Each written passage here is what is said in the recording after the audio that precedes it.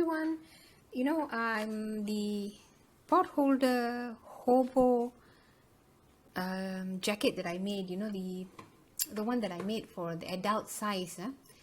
I have a friend who's got like a 16-year-old, but she's quite tiny, you know, Asian. You know, she's half Italian, half Asian, Malaysian, you know, so she's quite small.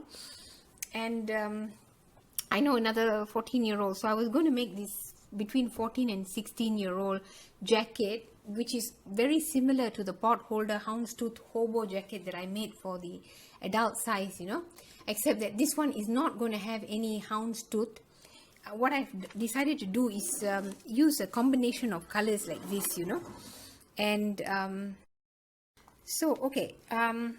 what I'm going to do is that I'm going to try and use a combination of colors. Like this one, I'm using this blue-green, sea green with this white. Then I have done several other squares. This was the result of the two thread. One I'm just using plain green, very mint green. Then this is also another combination of light blue and the white thread, and this turquoise. So these are the four colors that I'm going to be using, and the jacket is going to have a very simple design, and it's similar to the adult jacket. In fact, it's exactly the same, except that what is going to happen is that, first of all, I'm not going to make a hood for this. If you want to make a hood, you can look at the adult's jacket and try and use the hood from there, except that perhaps that hood would be rather big for this. But anyway, so I'll just show you how to make this jacket. Now, what I have here, let me get this so that I can get where I can point out everything. So this jacket will be for a, actually I'm making it for a more like a, because I've got two friends. One has got a daughter of about 14, and the other's daughter is about 16, and she's tiny, you know, her chest measurements are around 32, like that, you know. So also the other 14-year-old, it's between 31 and 32, you see. So sorry, she's 33 and she's 31. So if I make it for a 14-15-year-old, it should fit both of them, you see. So I know that's my idea. I make two jackets, and I use one measurement so that two of them can use it, you see. And I took their arm size was about 14. That means around the armhole, you know, what the size was, around 14. And the chest measurement, like I said, was between 31 and 33. Now here is a rough sketch of the jacket that I'll be making for the two girls. Now this one is, the width will be around 18. But as I pointed out also in the adult jacket, once you join these potholder squares, when you finish the squares and when you join them, I think, because even as you take them off the loom, if you will notice, they are not exactly 6 inches, you know. This is a 7-inch loom, you know. See here, this loom itself is around supposed to be a 7-inch loom, you know, this one. The working space is 7 inches, you know. Hang on, can you see that? There, you can see that it's 7 inches, you know, the working space. But the square that is created is around 6 inches. It is not, it's slightly even, maybe even a little bit of a millimeter, a couple of millimeters, couple of, you know, a little bit less of 6 inches. It's not really 6 inches. Yeah, it's it's 14.5 centimeters. It's supposed to be 15, but if you notice, it's 5 millimeters smaller than 4 millimeters smaller than it's supposed to be, you know.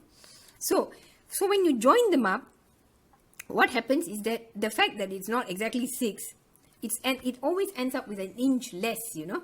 So instead of getting 18, you will only get around 17 inches, you see. So if you do 17 inches for the back and 17 inches for the front, you will only get a chest measurement of about 34, you see, which is not really going to fit both of them. And then they really can't put anything underneath you. If you want to wear a sweater or anything like that underneath, and then you put the jacket on, it's not going to work, you see, because I don't think you'll be able to close the buttons. So what I'm going to do is that because there's 18 here and 18 here, that is the length of the thing. So this will also be 17. 17 for length, for their height should be okay, you see. I think she's maybe about 5 feet 3 or 4. They're not very tall. So like 17 inches should be all right for them, you see. So instead, what I'm going to do is that after I have completed joining these squares together, I'm going to add on, using single crochet, the sides. I will make it a little bit wider, an inch here, an inch here, so that both sides, this part here will give you about 19 inches. 17 plus 2 inches, yes. This will give you 19, you know. And here in front, I'm going to use it, because we're only using 3 squares at a time. You will have to have the fastener in such a way that you use 2 squares, and on the one side of the chest, you will only have 1 set of squares, you know. So it's not going to be in the center, the fastener. The fastener will be off on one side, you see. So here I will be doing Noreen Crone Finlay. She, on the potholder loom, she shows you how to make rectangles on the potholder loom. So what I'm going to do is that instead of doing the square, you only use like half the pegs here, and basically you use the last, the one that you keep as the last one, to be the holder for the stitches as you work, and therefore you will end up with a rectangle. Only this part will come out of the loom, you know, and it works the way she has done it. You know, you can, if you want, you can look up her channel, Noreen Crone Finlay, and I'll put a link on the video so that you can check up that particular one too. And what we will do is that we will add those on here, so that will give another over 2 inches. So the final measurement of this back and front should be around 37. So that will give them comfortably enough to be able to wear something bulky, put or scarf and everything, so that it's really, you know, the whole purpose of making these things is so that people can wear them, you know. If you make it too tight, it won't look, you know, they're not going to be able to use it, you see. So that's right. So I've decided to do that. And I think, you know, if I find that it's not, it's going to be too big, then I'll just reduce the amount of single crochet that I do along the side here. The single crochet is only going to be along the side of that means the length of the jacket will be where the single crochet is. It is not to make it longer, but to make it wider. And so the back, because I showed you the colors just now, right? They were the green, the black, and the blue and white, the turquoise, and the this sea green with white, you know. Now I've put them in different, the GR stands for green, the B actually stands for the turquoise, I put it as B, and BW is the blue and white one, and the variegated is this one. Actually, because earlier I had actually variegated yarn, but it didn't look very nice with the combination of colors, you see. So I decided to go with this sea green and white, you see. So my particular grid, I mean, everybody has their own idea how they want to do. So my particular grid, I've decided to use the green, the turquoise, and the blue and white. The blue and white is this one, the light blue and white, this one. And the blue and white again with the variegated, which is the sea green, and another of those mint green ones. Again, the variegated, the blue, and the variegated. Now, the reason why I decided I wouldn't do that much of the turquoise is because this turquoise yarn, as you see, it's very, very thin. So I had to use 3 strands to make this, you know. So it was very, very tedious to work this particular square. See, so I didn't want to do too many of it. And that's why I decided to do only 6 of those. Now, to complete this, including the sleeve, you will need to make 6 green squares, 6 of the turquoise squares, 7 of these sea green white ones, and 7 of these blue and white ones. So altogether you will have 26 squares. That's 14 and 12, giving you 26 squares.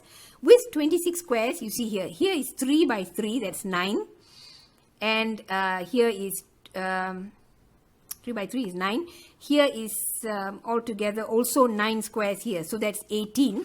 The sleeve will only require 4 squares. You're going to have to extend this because the measurement I've given for the sleeve is 15 by 15, which of course, since you're only going to get out of 2 squares, you will only be able to get around, instead of getting 12, you will only get around 11. So this one, you will definitely have to add in the rectangles that I told you about earlier, that will give you half the square. So you get an additional of 3 inches. That will bring up the total to around almost 15 for the sleeves.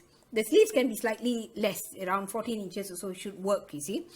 And since they're not really long-limbed, like, you know, for me, this kind of thing, so when I was their age, I was almost, I think about 5'8", like that, you know. So, I was already about 5'6", 5'7", like that. So it was really, really difficult.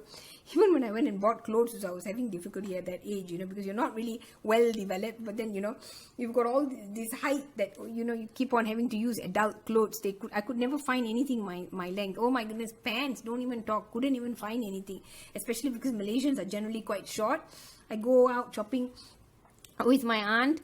And, you know, she used to say, my goodness, how am I going to dress you? And she's this tiny little 5'3".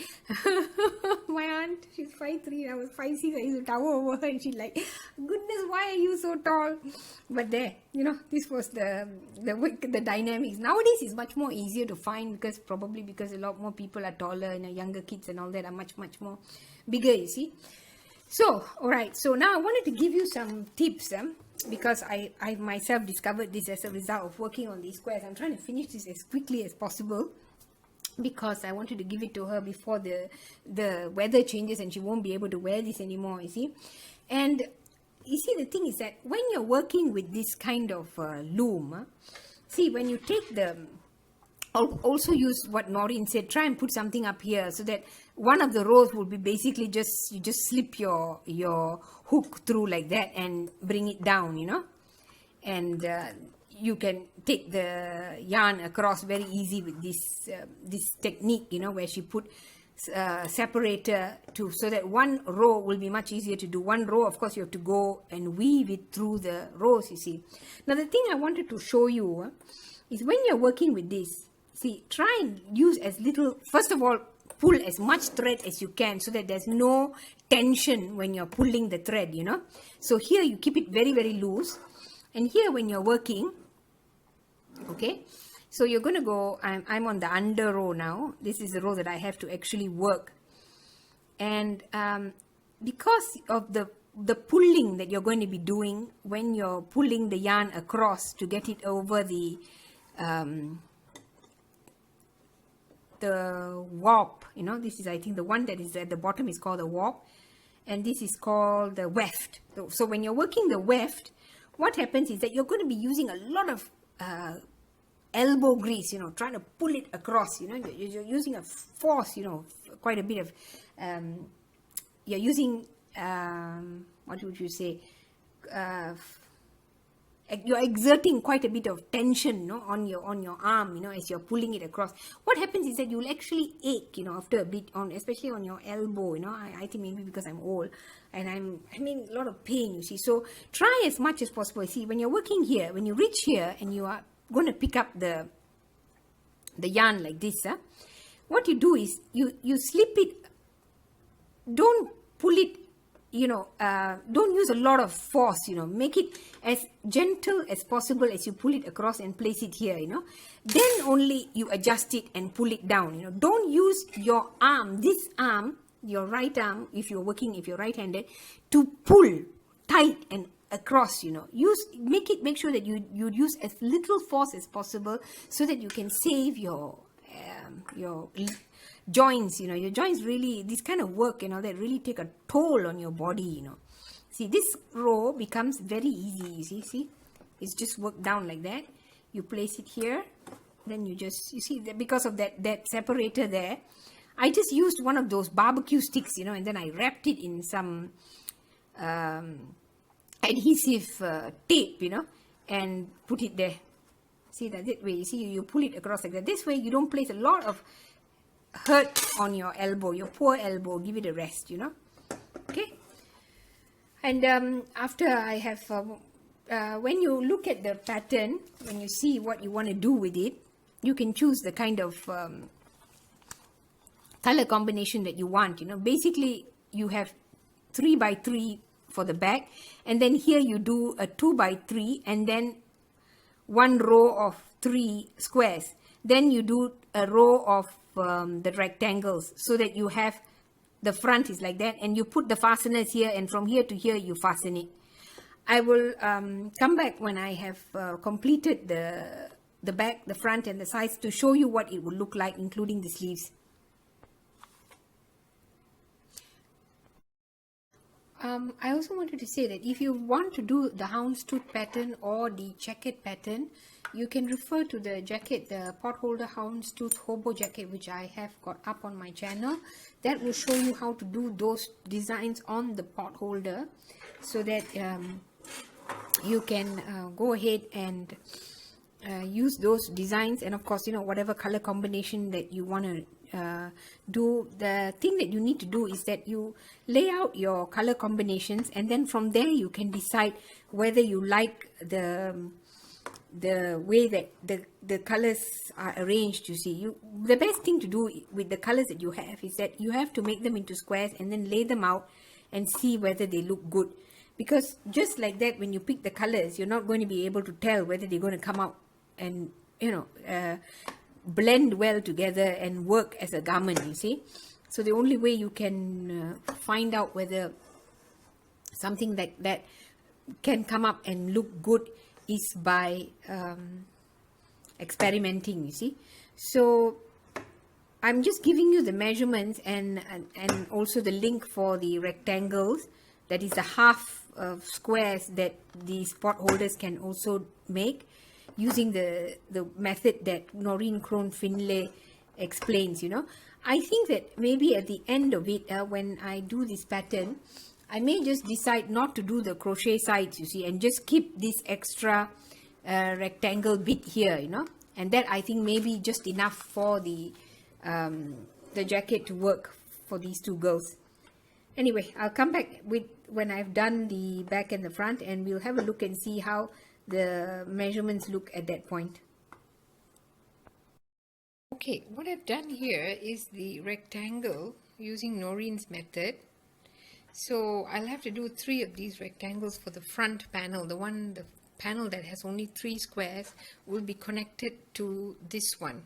So this will give me an extra, let me see how many inches I can get out of this. 3 inches. So I can get 3 inches, so 17 and 17, slightly over 17, 34. I'll get 34 and 3, that should give me 34 and 3, that should give me 37.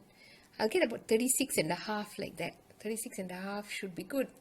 I think 36, because 33 chest, 36 and a half, I think that will give you enough room. So hopefully that works. Okay.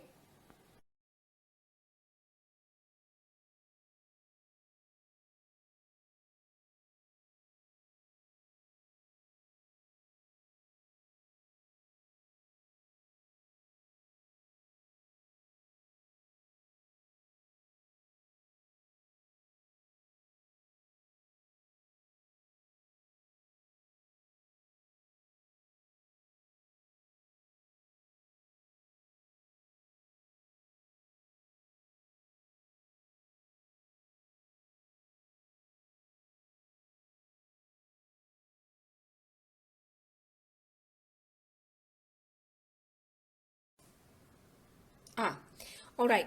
Now you see here, these are the colors for the second jacket. This is a kind of a very light gray. It's more bluish steel gray than anything else. Now this is actually a variegated yarn. And this variegated yarn, you notice, it gives off different, this is gray and mustard with a little bit of brown. Whereas here it's mainly dark blue. And here you have a mainly gray and brown combination. But it's all one yarn, you see, which I have combined with this gray. See, this is the variegated yarn, and it keeps on changing colors from here to this, you see. So it gives you 3 different squares of differing color combinations when you see it, you see. And Then I used this one, which is actually a mustard combined with a brown. So when you place the squares next to each other in a grid, try to match up, for instance, match up this mustard here to this particular square, you see. Now this is why you have to bear in mind when you're doing all these color combinations and all that, try to give some kind of flow between one square and the other. And this is the final square that I'm making. It is also a variegated yarn, but this variegated yarn isn't so jarring, you know. It doesn't change color as frequently as this one. This one really changes a lot from one shade to the other. This one not so much. And so you get a more uniform gray and white, you know. So these are the 4 different colored squares that I'll be using for the second jacket. Yes, I wanted to show you the yarn. This is the variegated yarn. As you can see, it has got cream, brown, dark blue mainly. And okay, these two colors gave me this square. All right, this color gave me this one. All right, this one and this one gave me these combinations. This one, and this one. And finally, these 2 yarns gave me this square. All right, I hope that will help you in some ways to come up with some color combinations that you will enjoy making. Okay, as you can see, the rectangles look very nice, you know. They don't look ugly at all, despite the fact that the way that you make them, they don't seem to have a definition on one side because there's no pegs, you see. But still, it turns out quite nicely, you know. So you can easily do these. Follow Noreen Krohn Finlay's rectangle on the potholder loom video, and you'll be able to do these rectangles to be joined to your squares so that you can get an extra 3 inches. Okay, let me show you. It's 3 inches.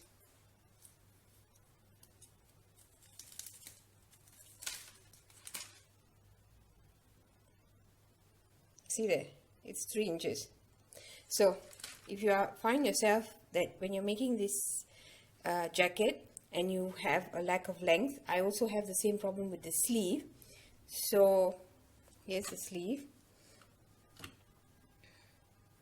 Here's my sleeve. So what I'll be doing is that I'm going to give it some breadth here. I'm going to add another 2 of these rectangles here, so that my sleeve will then become around 14 inches, because I don't have enough length right now for it to fit the armhole of a 14-15 year old, you know. So yeah, because it's about 11, slightly over 11 here. Sorry, I'm one-handed, so yeah, slightly over 11. So if I add 3 inches, I should get around 14, slightly over 14, which should fit the child, you know. So as for the length, I will be doing some single crochet here, you know, because if I were to add another 2 rectangles here, there will be one part here. If I add the additional bit here, so the other part here will not work, you see. So I can't add 2 rectangles here. I can only add the rectangles for the width of the sleeve, but not the length of the sleeve. So to extend the length, I'm going to have to do some single crochet for this part. Okay, I just wanted to point out, you know, when you're doing the rectangles, you don't have to restrict yourself to half, you know. For instance, for the front panel, I did 10 pegs, and for this I'm doing 11 for this is the sleeve, you know, because I thought maybe, you know, 15 would be a better measurement for the width of the armhole, you know, so that she can, even if she puts on a little bit of weight, it won't be too tight, you see. So I thought 15 for the upper arm would be just nice. Of course, you know, you have to also look at the fact that if you're making your jacket short, you can't really make really huge sleeves, you know. So I mean, depending on what measurements you're working with. And I also like to point out, you know, Asians are generally we have narrower bones, you know, than Western, you know, the people have bigger bones, like Americans, Australians all have bigger bones, you know. Asians, generally we have tinier bones, you know. I'm not talking about weight, you know, I'm just talking about the frame. So keep that also in mind, no? Just wanted to show you this. Now have a look at this. This is the one that I did with 11 pegs, you know. You see that it's slightly wider than the one that I did with 10, you know. So this is what I was trying to illustrate, you know. This pot holder loom is actually very versatile, you know. You don't have to restrict yourself to the measurements that are 6 inches and multiples of 6. You can also make up the lack of measurements with these squares, these rectangles that you can make in varying sizes depending on how many pegs you use in the initial warp, you see. And with that, it expands the ability for you to create more garments by not being restricted by the square measurements, you see. So what I'm trying to say is that don't be afraid to use the pot holder loom, you know. Try and expand your horizons and, you know, use something like this. And if you think that this kind of thing is too bohemian for your taste because it's really too many colors and everything, restrict yourself to 3 colors. Maybe sober colors and duller colors if you think that these are too bright for you. But this one's for a girl. She loves blue, so, you know, I gave her colors that you know, partly because blue goes so well with green, I mixed it with green. But she loves blue, so I put in all these different shades of blue and mixed in a little bit of white, you know. And the reason I put in the white is so that these two match, you know, because they both have a white yarn that goes through them. There's one strand of white and one strand of sea green, one strand of blue, light blue, and one strand of white, you see. So these, even though they are quite different colors, they can match because of the fact that they've got a similar second color, you see. And of course, this mint green goes very well with the sea green. It doesn't really have any problem to go also with the light blue, you see. And of course, the turquoise is here. Turquoise is the only strong color in this batch. Most of the others are actually pastel, and this turns out to be more pastel in spite of the fact that it is actually quite a dark sea green, only because I have put in the white inside, you see. So play around with the colors, and you know, you might come up with something really, really pretty, you know. So it's just a question of you be a bit more adventurous and try different things, you know, and you'll be surprised with what you can come up with. Okay, another method to slightly increase the width of a piece is to do a single crochet along the edge, you know. Here I did just a little bit. It also makes it a little neater. This is not the final part, you know, where you have to do a single crochet when you've joined everything. The edge of the neckline and all the way down to the bottom, you will do one. This is just so that also, you know, what you can do, you use these kind of things, these colors and all that, to give some kind of a connection between all the colors here, you see. So you're giving the edge, the turquoise, you see, and you can do something like that also to help give a more cohesive, to give cohesiveness to the whole pattern. For joining it, this is the back piece, alright. So there's one panel here, one panel in the center, and one more panel here. You join this first panel to the front, just the one panel. Means these two. This one you leave open, don't join. Same thing here, you leave only this panel, you join to this. Then open it out with the seams exposed and join the sleeves here. Then close it back and join up the sides, and then put the fasteners. Okay, I have connected the shoulder seams together, as you can see. So when you put it down,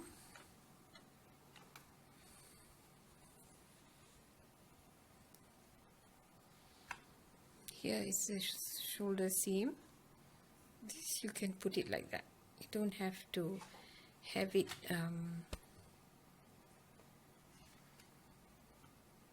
see, you can open it up and you can put the fastener somewhere here if you want, on these 2 points.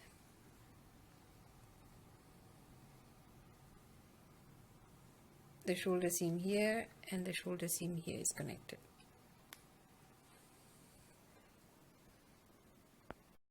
Once you've joined the sleeves to the shoulder seams, okay, it should look like something like that.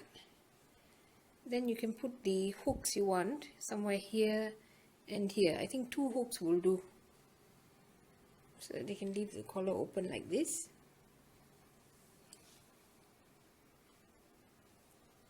Okay, we're almost done. Just wanted to show you this. Here I will be putting these hooks, you know, you're gonna have hooks like that, and then in front either this color beads or something like that, you know. You can put these beads here. You put the hook inside and you put the bead outside. So the bead is just, you know, it'll be where the hook is, but it is not actually fastening the thing, you see. It just hides the hook inside at the back, you see. So you do that. Now the sleeve, I have extended it with single crochet. I'm going to extend it for 2 inches, you know, so that this part to here will be 14, because it's about 11 over, so I need to extend it quite a bit, and I decided to use the mint green to extend it. You can do whatever method you like. You can also put it onto a loom, you know, the normal loom knitting. You can put it back onto the loom and extend it if you think that you can knit an extra sleeve if you want, or you can crochet it like I've done. But something has to be done to increase the sleeve, you see. And if you want, you can also alternate the colors, you know. You can use this, whatever shade you put here, and then after that switch the color, go on with the next one, and then switch it again for the last bit.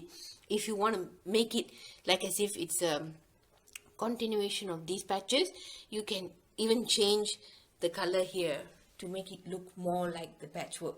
That is entirely up to you, you see. But I decided just to go with the mint green. Alright, then you have to sew in the ends, and more or less the jacket will be done. And of course, you know, when you place the hook, place it in such a way that you have space here, you know, so that it comes out, so that the front of the chest will be bigger than the back. And you can have also room for adjustment should the child put on some extra measurement around the chest, which is normal as they grow older and the breasts become bigger. You can, you know, move it slightly so that you can get more space out of it. Yeah, I hope everyone tries this pattern. I particularly like using these kind of different colors to give a kind of a very bohemian look to the jacket. I also forgot to mention, after you have finished doing the joining everything, make sure you take a crochet needle and do the outline, just the outline of the garment. That means you can start anywhere. And run the needle across, come down, go down again, go over the bottom, do all the bottom, and then go up again and come back to where you started. That will make a very neat and a little bit more professional look to the garment when you're done with it. Okay? Oh, I went with the dark blue instead. I didn't do the green. Discovered also that after my friend's daughter tried on the jacket, the other one, the ones with the theme of blue and green, that the sleeve was not long enough. So my suggestion is that you do the sleeve as 3 by 2 and this half. When I used 11 pegs, you know, I think this would give you about 17 inches the length of the sleeve and 15 for the width. That should be much better. So, you know, make the adjustment when you do the sleeve that don't use the measurement I gave, because obviously it didn't fit. It wasn't long enough, you know, so it got through she got a 3/4 sleeve, but luckily she likes it, you see, so she wants to wear it, so it's not too bad. This is the other jacket. The sleeve, I've made it longer, so it's now 17, so I had to fold it in a bit, because Obviously it's longer than the other one, you know, the other one was 15, so this one may be around 16. Hopefully it will fit her, you see, because the other one was a bit short. So I mean, what I think you should do is that halfway up your arm, you measure of the child halfway up the arm, that is the upper arm. You measure it all the way down to the wrist to get a general idea of where the